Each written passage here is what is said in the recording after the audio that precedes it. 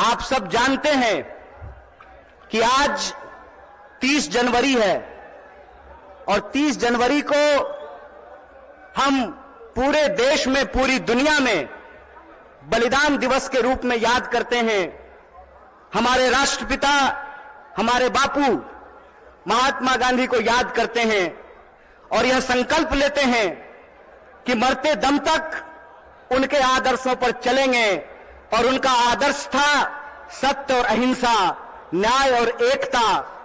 और उनकी जो एकता की बात थी, उस एकता की बात के चलते ही जिनके आखिरी क्षण में भी मुंह से हे राम निकला था, उनको एक आतंकवादी कायर नाथू राम ने हत्या करने का काम किया था। यह आज हम सब लोगों को समझना पड़ेगा कि आज हमारे देश में जिस तरीके से नफरत का माहौल पैदा किया गया है, जिस तरीके से इंसान को इंसान से लड़ाया जा रहा है, यही साजिश किसी जमाने में अंग्रेज किया करते थे। अंग्रेज भारत के लोगों को आपस में लड़ाते थे, हिंदू मुसलमान करवाते थे, मंदिर मस्जिद करवाते थे और फूट डाल करके हमारे ऊपर 200 साल तक राज किया था।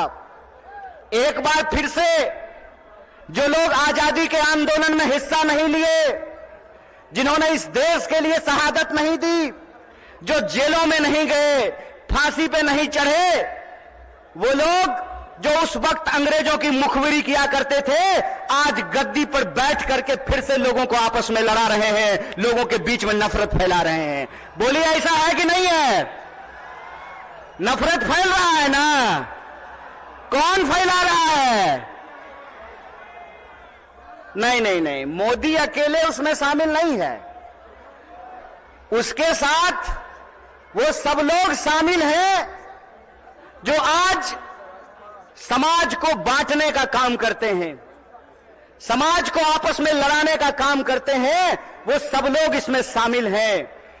तो आप सब लोगों से मैं ये आग्रह करना चाहता हूं, आप सब जानते हैं कि कांग्रेस पार्टी ने, भारतीय राष्ट्रीय कांग्रेस ने अंग्रेजों से लड़ करके इस देश को आजादी दिलाई। आजादी दिलाई कि नहीं दिलाई? देश आजाद है ना? कौन आजाद कराया देश को? कांग्रेस ने इस देश को आजाद कराया।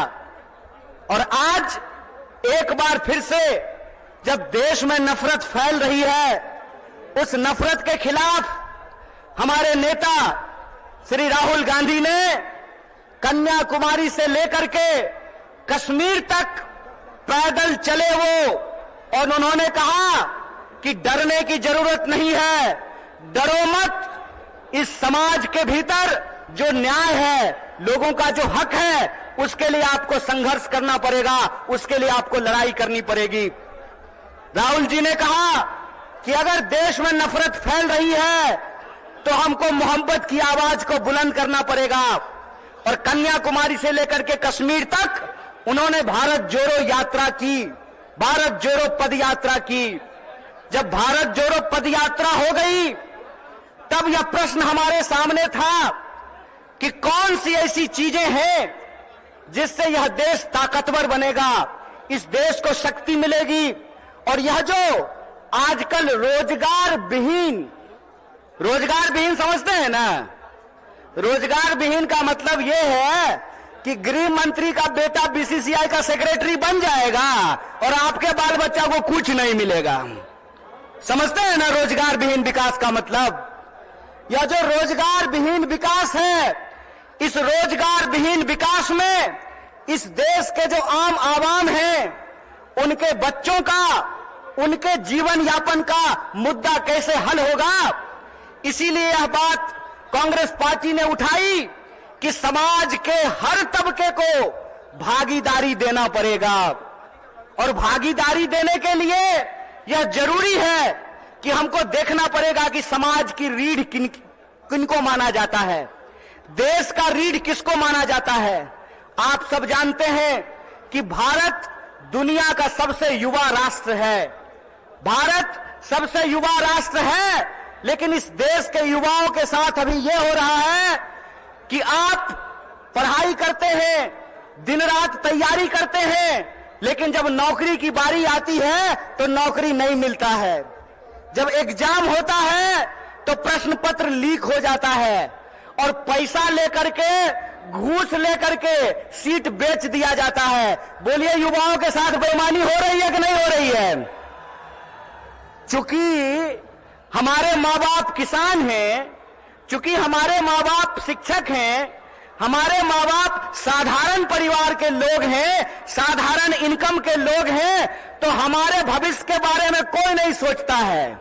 बताइए, नेता का बेटा नेता बनेगा, मंत्री का बेटा मंत्री बनेगा, डीएम साहब का बेटा डीएम बनेगा, डॉक्टर साहब का बेटा डॉक्टर बनेगा, लेकिन किसान का बच्चा किसान नहीं बनना चाहता है। बोलिए, किसान का बच्चा किसान बनना चाहता है? क्यों नहीं बनना चाहता है? इसलिए नहीं बनना चाहता है कि इस देश की हकीकत यह है कि हर घंटे 2 किसान आत्महत्या करते हैं, हर घंटे एक नौजवान आत्महत्या करता है, हर मिनट किसी महिला के साथ कोई ना कोई अपराध होता है। आए दिन हमको यह सुनने को मिलता है कि जो शोषित पीड़ित वर्ग के लोग हैं उनके ऊपर लगातार हमले होते हैं, उनका अधिकार छीना जाता है। देश की इस परिस्थिति को देखते हुए, जब बेरोजगारी 45 साल में सबसे ज्यादा है, महंगाई आसमान छू रहा है। आप लोगों को याद था ना, पहले पेट्रोल कितना में मिलता था?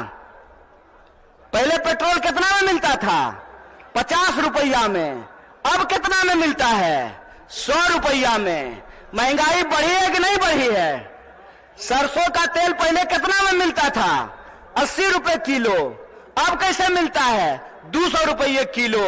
बोलिए, महंगाई बढ़ी है कि नहीं बढ़ी है?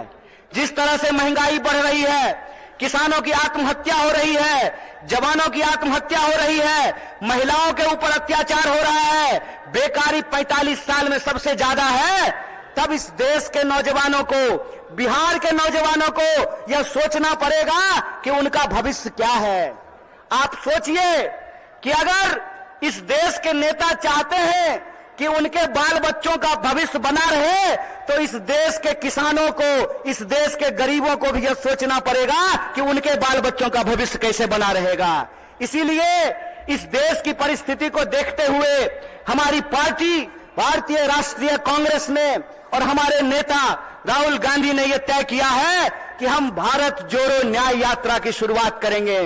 और यह जो भारत जोड़ो न्याय यात्रा है, ये मणिपुर से चल करके बिहार की महान भूमि पे पहुंची है। बोलिए, बिहार महान है कि नहीं है?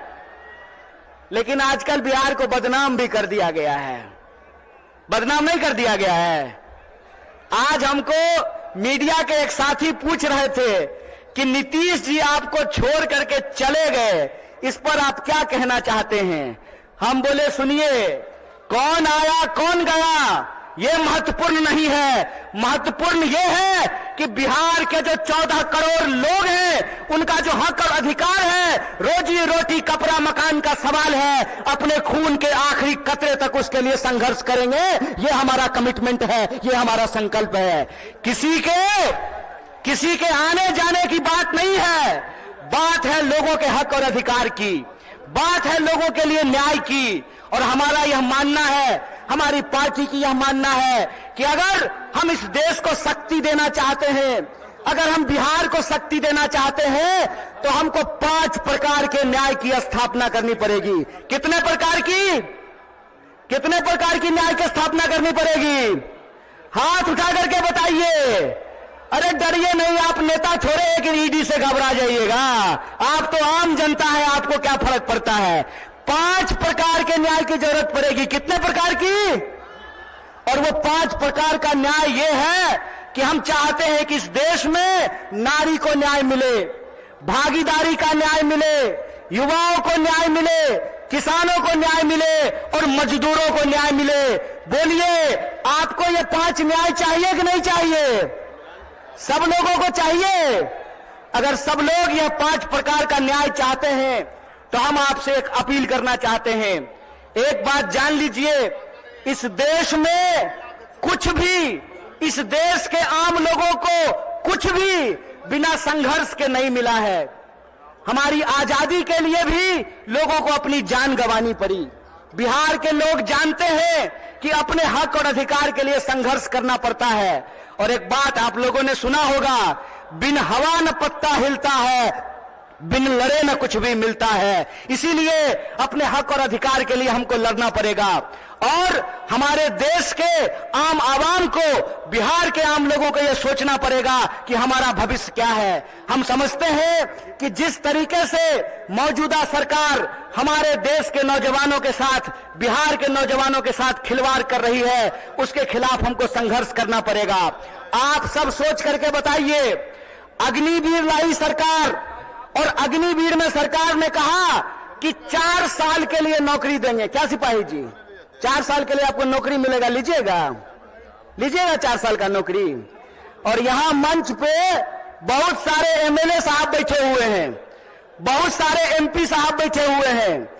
प्रधानमंत्री बनेगा 5 साल के लिए और सेना का जवान बनेगा 4 साल के लिए। बोलिए बेईमानी है कि नहीं है? ये अगर बेईमानी है तो बेईमान को बेईमान कहना चाहिए कि नहीं कहना चाहिए? चोर को चोर कहना चाहिए कि नहीं कहना चाहिए? ये चोर और बेईमान मिलकर के इस देश के साथ लुटखोरी कर रहे हैं। इसीलिए हम आप तमाम नौजवानों से यह अपील करना चाहते हैं कि एक तो हमको नौकरी नहीं देते हैं, दूसरा हमको शिक्षा नहीं देते हैं, तीसरा किसानों को उनके फसल का दाम नहीं देते हैं, चौथा मजदूरों को न्यूनतम मजदूरी नहीं देते हैं, और पांचवा इस देश की जो आधी आबादी है उसको समान जीने का अधिकार नहीं देते हैं। मैं पूछना चाहता हूं, डॉक्टर बाबा साहब भीमराव अंबेडकर ने संविधान बनाया, कांग्रेस पार्टी ने संविधान बनाया और उस संविधान की ताकत यह है कि डीजीपी का वोट एक होता है ना? क्या बोलिए न सिपाही जी, घबराइए नहीं, डरिए नहीं। डीजीपी का वोट एक होता है ना, और आपका भी वोट एक होता है, मुख्यमंत्री का भी वोट एक होता है, और रिक्शा चलाने वाले का भी वोट एक होता है, जूता सिलने वाले का भी वोट एक होता है। यह जो वोट का अधिकार है, इस वोट के अधिकार का हमको इस्तेमाल करना पड़ेगा। अगर वो हमारे वोट का इस्तेमाल कर रहे हैं अपने बच्चों का भविष्य बनाने के लिए, तो आपको अपने वोट का अधिकार का इस्तेमाल करना पड़ेगा अपने बच्चों का भविष्य बनाने के लिए। और आपको इस सवाल का जवाब इस देश की हुक्मरान से पूछना पड़ेगा कि आप एमपी बनिएगा 5 साल के लिए, आप मिनिस्टर बनिएगा 5 साल के लिए, आप प्रधानमंत्री बनिएगा 5 साल के लिए, और हमको सेना में देखिएगा 4 साल का नौकरी। यह नौकरी हमको बर्दाश्त नहीं है। हमको आपको परमानेंट नौकरी देना पड़ेगा, ठेके की नौकरी बंद करनी पड़ेगी। और जिसको परमानेंट नौकरी मिला हुआ है, जिसको परमानेंट नौकरी मिला हुआ है, अगर नेताओं को पेंशन मिल सकता है तो आपको शिक्षकों को भी पेंशन देना पड़ेगा, आपको सरकारी नौकरियों में भी काम करने वाले लोगों को पेंशन देना पड़ेगा। अगर इस देश के पूंजीपतियों का 12 लाख करोड़ कर्जा माफ किया जा सकता है तो आपको किसानों का कर्जा माफ करना पड़ेगा, उनके फसल का पूरा दाम देना पड़ेगा। अगर इस देश में सबको न्यूनतम मजदूरी मिल सकती है तो हम कहते हैं कि मजदूरों को भी न्यूनतम मजदूरी देना पड़ेगा। रोज बरोज नया जो है ड्रामा गढ़ करके लोगों का अधिकार ये छीन रहे हैं। आप लोग वो जादूगरी देखे हैं ना, कि जादूगर इधर से कहेगा गिली गिली पम पम छू और पॉकेट से कबूतर निकाल देगा। टीवी आजकल हमारे साथ वही कर रही है। जब भी आप टीवी खोल करके देखिएगा, आपके मुद्दे गायब कर दिए गए हैं। सुबह से लेकर के शाम तक बहस चलेगी, कौन शपथ ले रहा है, कौन शपथ नहीं ले रहा है। सुबह से लेकर के शाम तक लोगों के मुद्दों को भटका करके और आम लोगों का जो बुनियादी सवाल है, रोजी का सवाल, रोजगार का सवाल, रोटी का सवाल, कपड़ा का सवाल, मकान का सवाल, इन सवालों को गुमराह किया जाता है। इसीलिए हम पूर्णिया के आम लोगों को और बिहार के आम लोगों को एक अपील करना चाहते हैं। हम जानते हैं कि बिना लड़ाई के कुछ नहीं मिलता है, तो हमको अपने न्याय के लिए और अपने आने वाली पीढ़ी के न्याय के लिए संघर्ष करना पड़ेगा।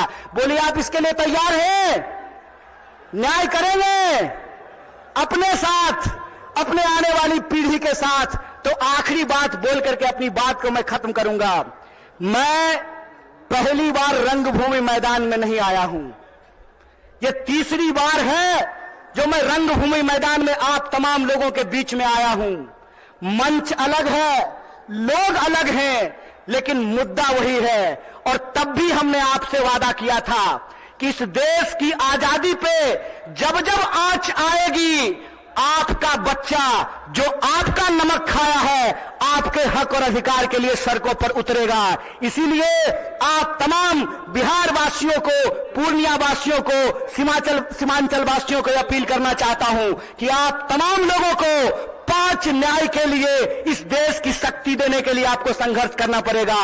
और इस संघर्ष में अगर हम संघर्ष करेंगे तो जरूर जीतेंगे। इन्हीं शब्दों के साथ अपनी बात को खत्म करूंगा। शुक्रिया। इनकलाब जिंदाबाद। जय हिंद, जय बिहार, जय कांग्रेस। न्याय का हक मिलने